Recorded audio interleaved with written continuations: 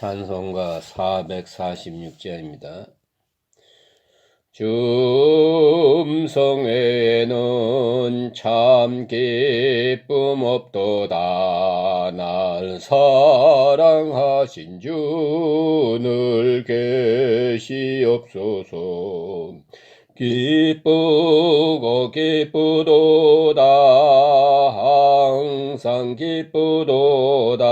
나 주께 왔사오니 복 주옵소서.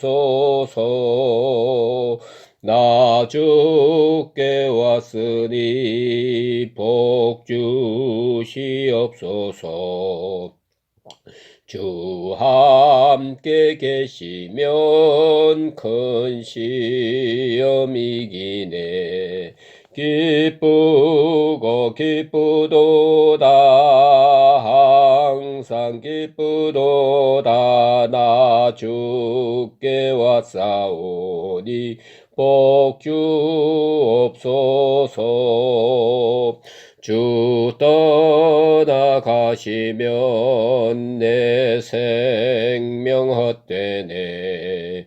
기쁘다 슬플 때 늘 계시옵소서.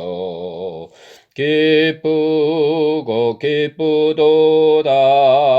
항상 기쁘도다. 나 주께 왔사오니 복 주옵소서. 그 귀한 언약을 이루어 주시고 주 명령 따를 때 늘 계시옵소서.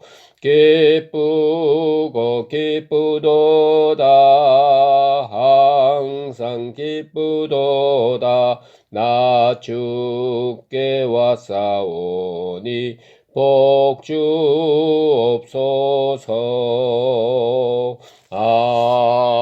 아멘. 기도드리겠습니다. 은혜와 사랑이 한량없이 아버지 하나님, 오늘 아침에도 저희들을 주 앞으로 불러주심을 감사드립니다. 게으른 자를 부지런하게도 하시고 약한 자를 강하게도 하시며 또 의심이 많은 저희들에게 믿음을 주시사 추한 자를 정하게 하시고 이 아침에도 찬송 부르게 하시고 기도하게 하시며 이 은혜와 사랑을 진심으로 감사합니다. 주여, 한 사람 한 사람을 개별적으로 만나주시고 혹이라도 그 마음에 어두운 그림자가 있나 보시고 이것을 깨끗하게 하여 주시옵소서.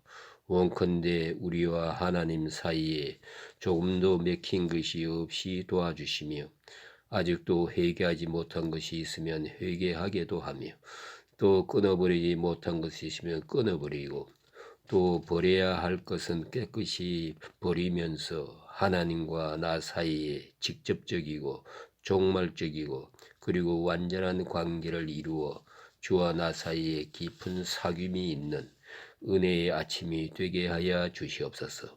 내 뜻을 주 앞에 아뢰기 전에 주의 뜻이 어디 있는지를 먼저 알게 하시며 또 주께서 말씀하신 바가 무엇이며 오늘 나를 향해서 무엇을 말씀하시고 내가 무엇을 해야 하는지를 깊이 깨닫는 저희들 되게 하여 주시옵소서.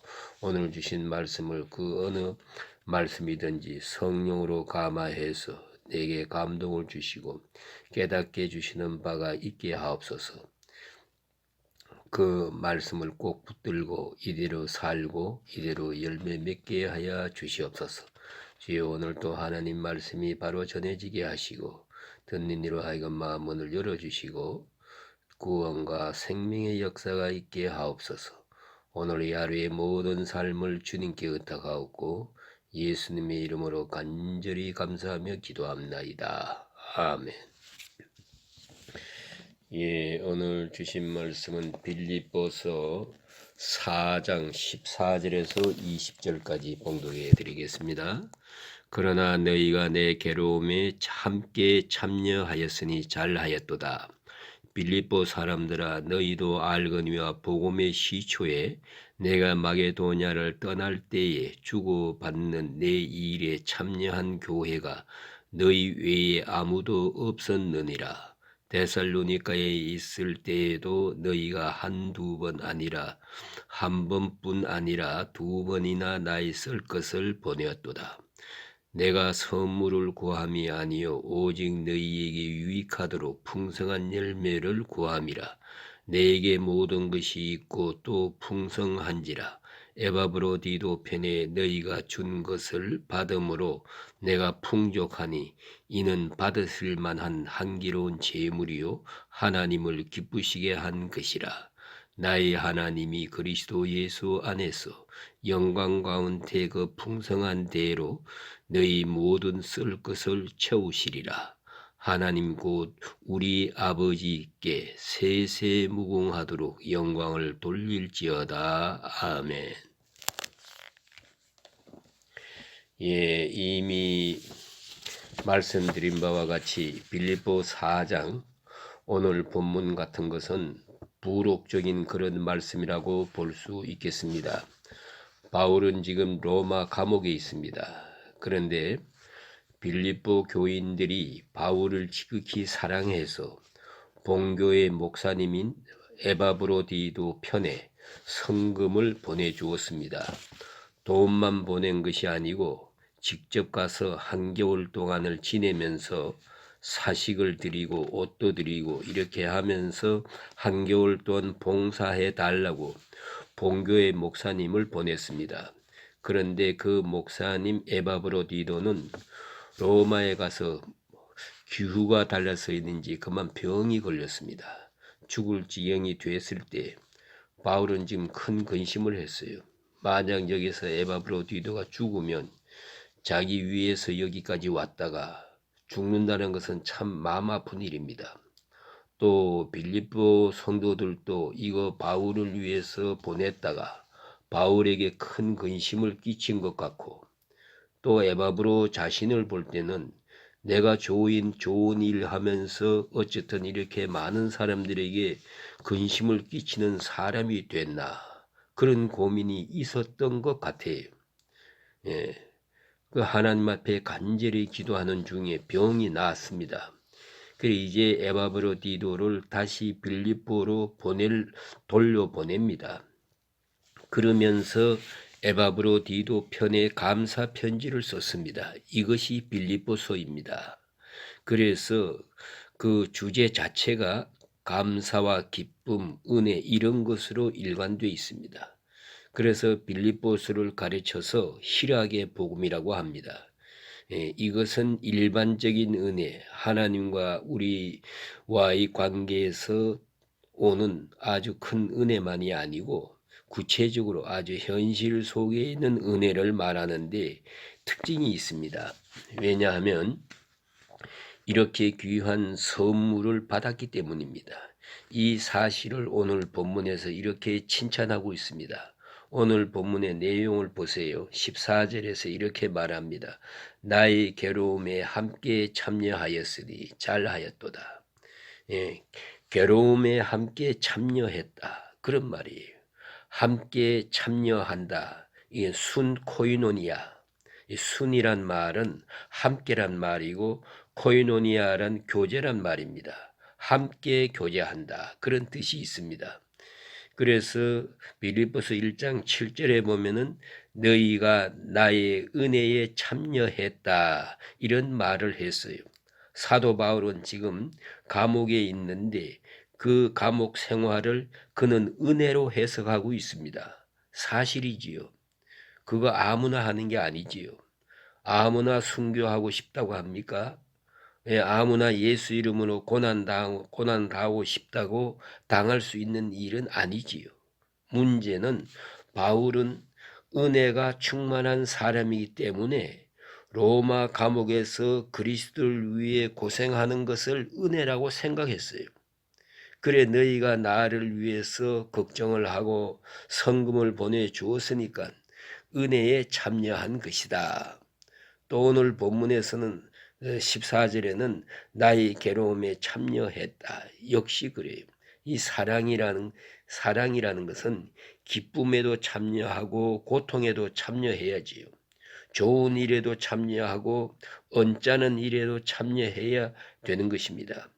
그 말을 다른 말로 바꾸면은 내가 좀 즐거운 일이 있어도 상대방이 고통당할 때는 나도 함께 가서 그 고통에 동참하는 그런 자세와 마음을 가져야 되고, 또 혹은 나는 지금 슬픈 일이 있어요. 고통이 있습니다.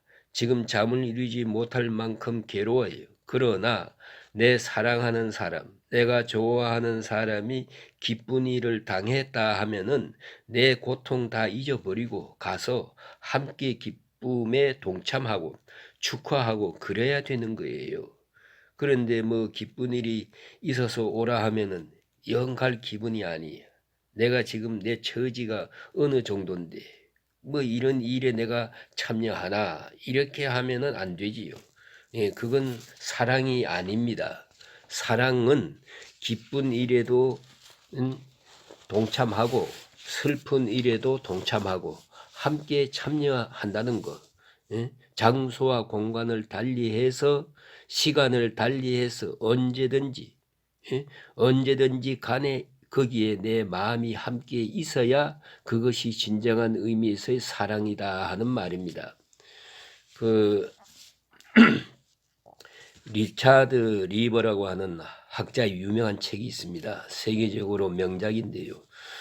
그 책 제목이 Responsible Self라고 하는 자그마한 책이 있는데, 그 책의 Responsible Self라고 하는 책임적인 자, 예, 그런 뜻이 되겠습니다. 책임적인 자. 예, 거기에 인간을 세 가지 부류로 나누어서 설명합니다. 그 첫째는 목적지향적인 인간. 그러니까 자기 속에 강한 목적이 있어요. 예, 그리고는 그 목적을 이루기 위해서라면은 수단과 방법을 가리지 않아요. 오로지 목적이에요. 그리고 그 목적이 모든 방법을 정당화한다고 생각해요. 예, 이건 무서운 철학입니다. 바로 이것이 공산주의 이론이기도 합니다. 어떤 목적, 프롤레타리아의 그 독재, 그 아름다운 유토피아의 세상, 평등하게 사는 그런 세상을 만든다 하는 목적을 놓고 그 목적을 위해서 어떤 수고도 하고 어떤 수고라도 마다하지 않아요. 자기 희생만 아니라 남의 희생까지. 그래서 그 목적을 위해서 죽는 사람을 영웅이라고 불러요. 영웅 칭호를 하는 거예요. 소위 말하면 혁명 영웅이란 말을 하게 됩니다. 목적, 그러니까 목적만 생각합니다. 그리고 목적을 위해서라면 어떤 방법이라도 상관없어요. 그 목적에 도달하기 위해서는 이런 생각이 듭니다. 이제 그걸 예를 들어 말하면 선한 사마리아 사람의 비유를 들을 수 있습니다. 예수께서 친히 하신 말씀 중에 선한 사마리아 사람, 그 이야기 중에 바로 목적 지향적인 인간이 하나 있어요. 그게 누구냐 하면 강도입니다. 강도는 오로지 자기가 원하는 목적, 자기가 가지고 싶은 것, 그것만 생각하는 거예요. 남이야 죽든 말든, 뭐 예루살렘에 예배하러 가는지 예배하고 오는 사람인지 알 바 아니에요. 내가 원하는 돈만 가지면 되는 거예요. 그러기 위해서는 수단과 방법을 가릴 필요가 없어요. 이러한 식의 인간, 강도와 같은 그런 인간이 있어요. 이 목적지향적인 사람입니다. 두 번째는 또 그 다음에는 공동체 규범에 매여 사는 사람이 있어요. 이건 조금 나은 사람 같지만은 문제가 있어요. 개인이 가진 규범에 철저합니다. 이 사람은 누굴까? 여기에서는 또 선한 사마리아 사람에서 예를 든다면 제사장 레위 사람들을 들을 수가 있어요. 제사장 레위 사람이 왜 이 불황단 맞은 사람을 도와주지 않았나? 그건 다른 게 아닙니다. 예, 이 사람 도와주는 게 중요한 게 아니라 하나님 앞에 가서 제사 드리는 것이 더 중요하거든요. 이 사람이 죽어가고 있는데 죽는 사람 만지다가 죽어버리면 시체 만지는 것이 되기 때문에 일주일 동안 성전에 못 올라가요. 그래 레위 사람들의 그게 법이에요. 그런 거로 내가 해야 할 일이 이렇게 많은데 해야 할 일이 중요한 일, 하나님 전에서 봉사해야 할 일이 있는데 이까지 죽어가는 사람 하나 이것 때문에 내가 그 거룩한 일을 못하게 돼서 되겠나 이래 생각해요. 오늘 또 보면요. 큰 일을 위해서 작은 일을 소홀해요. 앞에 큰 일 한다면서 지방은 엉망이요. 이 같은 사람이 많아요. 이게 바로 이런 사람이에요. 그러니까 내가 취한 공동체에 대한 내 책임, 내가 해야 할 마땅한 일을 하기 위해서 이 외의 일에 대해서는 절대로 할 수 없는 거지요. 그런데 요새도 보면 자기 가정 하나 살린다는 데 대해서 거기에 총력을 기울이면서 사는 사람은 상관없어요. 남이야 망하든 말든 이런 생각. 내 가정만 위하고 그건 참 문제지요. 내가 맡은 그 공동체 안에서의 책임 여기에 총력을 하면서 나머지에 대해서는 전혀 하지 않는 사람. 이것이 바로 공동체 규범에 매여서 사는 그런 사람입니다. 그리고 세 번째 사람은 누구냐 하면 책임적인 자아올시다. 이게 바로 responsible self라 말합니다. 책임적인 자아. 그건 뭐냐 하면은 자기 책임, 자기가 질 뿐만 아니라 다른 사람에 대해서 그의 아픔과 그것을 내 책임으로 생각하는 거예요. 보세요. 이 선한 사마리아 사람이 무엇을 생각했나? 이 사람을 도와주려 가는 내가 어떻게 도와가면 내가 어떻게 될까 생각하는 것이 아니고 그러면 도와줄 수가 없지요. 지금 강도가 이 근방에 있을 텐데 여기서 어루어루 하다가 나까지 강도 만나지 않나 이거예요. 그러니 빨리 도망가는 것이 상수지 여기서 어루어루 할 필요가 없지요. 그래 자기를 생각하지 않고 어찌 생각했느냐. 자세히 들어보세요. 이 사람을 도와주었다간 내가 어떻게 될까를 생각하는 것이 아니고 내가 이 사람을 도와주지 아니하면 이 사람은 어떻게 되겠는가? 죽지요. 이 사람이 어떻게 될까? 그러니까 자기 중심이 되는 게 아니고 다시 말하면 요새 그걸 원심적이라고 이렇게라고 말해요. 상대방을 생각하는 거예요. 내가 이 사람을 안 도와주면 이 사람이 어떻게 되나? 아주 죽어버리는 거지요. 천하보다 귀한 생명이 여기서 없어지는 거예요. 내가 안 도와주면 이 사람이 어떻게 되나? 이 사람의 마음이 어떨까? 내가 이렇게 말하면 저 사람의 마음이 어떨까? 그런 생각할 줄 알아야지. 그런 배려의식이 꼭 필요합니다. 내가 무슨 행동을 하든지 먼저 그것부터 생각해야 돼요. 이렇게 말하면 저 사람이 어떨까? 저분의 마음이 어떨까? 내 행동에 따라서 저분이 어떻게 될까? 이걸 생각하는 것이 소위 책임자라는 것이지요. 책임을 질 줄 알아야 돼요. 내가 말한 데 대한 결과의 책임을 져야지요. 그것이 진정한 바로된 인격이라 그런 말씀이에요. 그래서 오늘 본문의 말씀대로 다시 돌아가 보면은 함께 느끼고 함께 체험하고 함께 아픔을 경험하는 것이지요. 자, 그들을 생각했어요. 지금 빌립보 교인들은 생각합니다. 우리가 만일에 바울을 도와주지 않으면 바울은 얼마나 어려울까? 자, 우리는 편안하게 있는데 바울 선생님은 얼마나 추울까? 얼마나 배고플까? 이래 생각을 하지요. 이게 사랑이란 거예요. 그러므로 기쁨도 아픔도 슬픔도 행복도 함께 하는 거예요. 저가 행복해야만 내가 행복할 수 있어요. 저가 기쁘고야 내가 기쁠 수가 있어요. 나만 기쁠 수가 없어요. 그것이 바로 책임자의 모습이에요. 예? 예. 그래서 오늘 성경에서 바울은 말합니다. 빌립보 교회에 대해서 은혜에 참여했고 고난에도 참여한 것 잘한 것이다. 그런데 이 참여라고 하는 것은 다만 감상적인 것만 아닙니다. 마음만 그런 게 아니에요. 안 됐다, 뭐 아프다, 괴롭다, 예, 그런 얘기가 아니고 먼저는 기도했어요. 성경에 나타난 대로 빌립보 교인들은 바울을 위해서 열심히 기도했어요. 또 진정으로 사랑했어요. 예? 보고 싶었어요. 마음이 있어요. 그것뿐만 아니라 물질을 보냈어요. 대개 보면 그런 경우가 많지요. 말만 하지요. 그리고 물질로 표현하지 않을 때 그건 구체적인 것이 아니지요.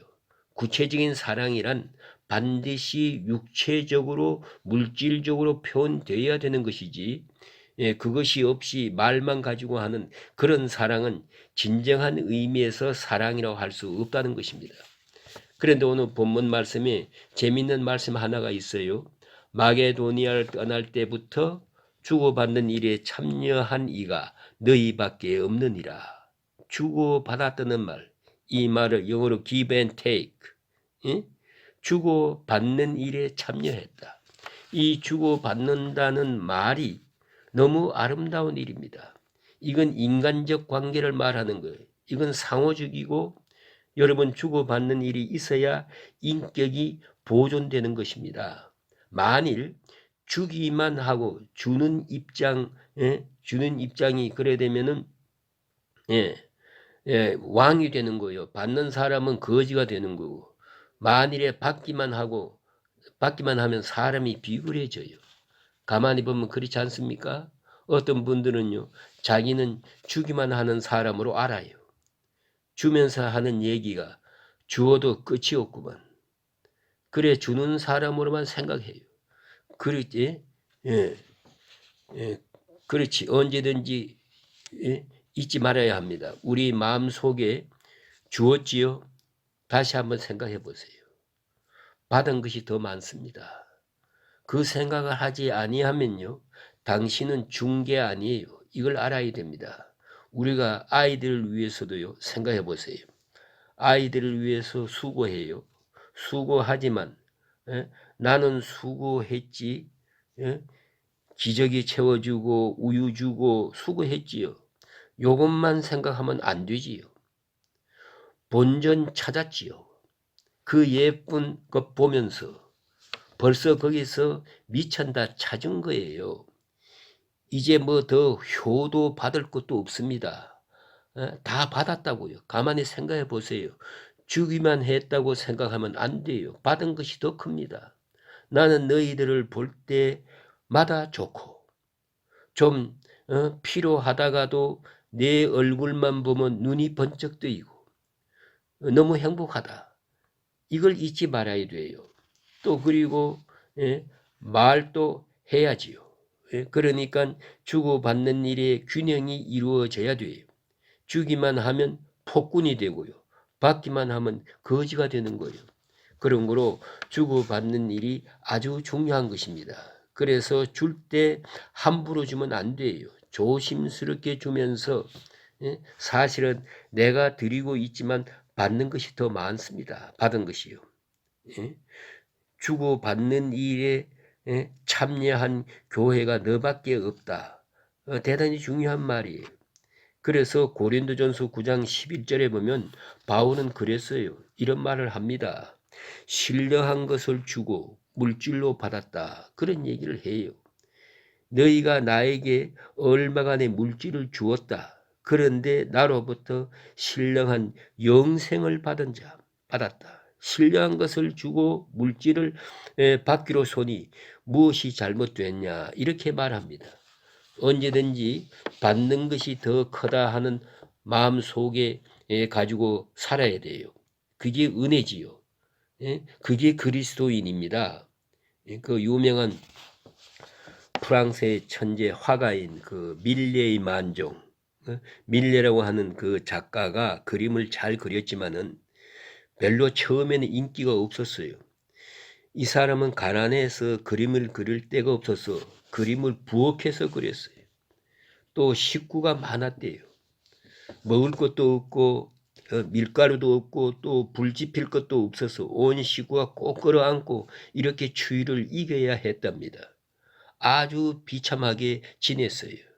그래 어느 날 그의 친구 루소라고 하는 친구가 찾아왔어요. 이 사람은 젊은 화가인데 좀 인기를 먼저 얻어서 돈을 많이 벌었어요. 찾아와서 그 친구 보고 하는 말이 그 자네 그림을 알아보고 그림을 하나 사겠다는 사람이 있는데 미국 사람인데 나에게 300프랑을 주면서 그림을 사달라고 했는데 예? 그리고 나서 영국으로 갔는데요. 내가 그림 하나 가져가야 하겠다. 그, 그 밀레가 어느 그림인데 그러니까 예? 루소가 뭐라고 했겠어요. 예? 아무 그림이라도 상관없네. 자네 그림은 다 훌륭하니까. 그리고 그림 한 장을 가지고 갔어요. 예. 그래 이제 300프랑을 주고 그런데 뒤에 알고 보니까 루소 자기 자신이 그림을 산 거예요. 자기 친구 그림 그리는 친구 그림이 안 팔려 가지고 가족이 지금 굶어 죽게 된 친구 내가 여기서 돈 좀 벌었는데 같이 나누어 쓰세. 이거 가지고 이래 가지고 주었다고 합시다.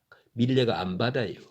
안 받을 뿐만 아니라 자존심이 상하지요. 그렇지 않아요? 그러나 루소가 자네 그림 사겠다는 사람이 있다. 뭐 거짓말을 했지만은 이런 거짓말은 괜찮을까 기도 해요. 그래서 그 그림을 자기가 산 거예요. 그래 가지고 친구에게 자존심 상하지 않게 도움을 구제를 했다 하는 그런 유명한 일화가 전해지고 있습니다. 여러분 누구에게 뭘 준다 할 때 함부로 주는 게 아니에요. 자존심 상하지 않게 give and take 내가 당신에게 이걸 주고 있지만은 받은 은혜가 더 많습니다. 여러분 꼭 주고 받아야 합니다. 받기만 하지 마세요. 또 준다고만 생각하지 마세요.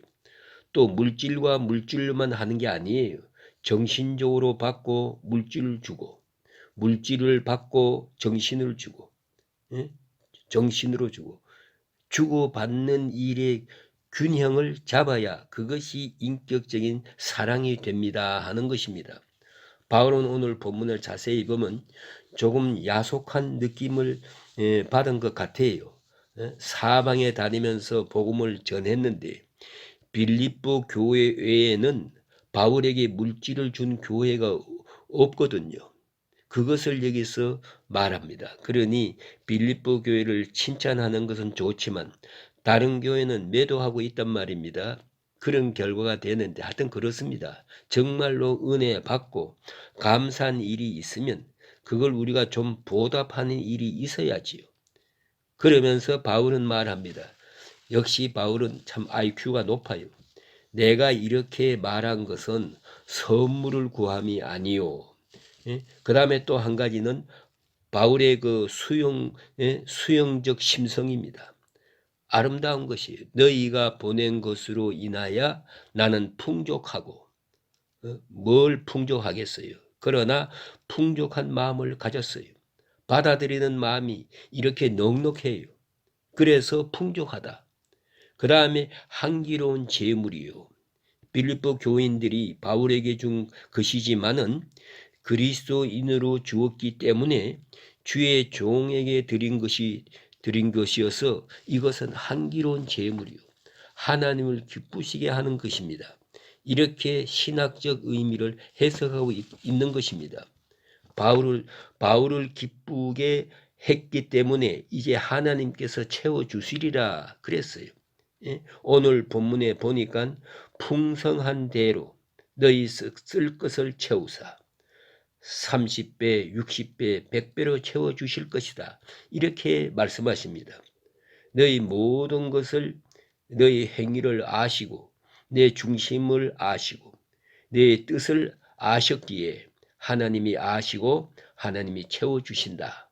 이렇게 확실하게 말씀하고 있고 특별히 여기 본문에 보니까 채워주신다고 하나님께 영광을 돌리고 있습니다. 하나님께 세세무궁토록 영광을 돌릴지어다. 아멘. 이것이 바로 빌립보 교회와 사도 바울 사이에 있는 아름다운 사랑의 관계, 거룩한 역사, 이렇게 설명하고 있습니다.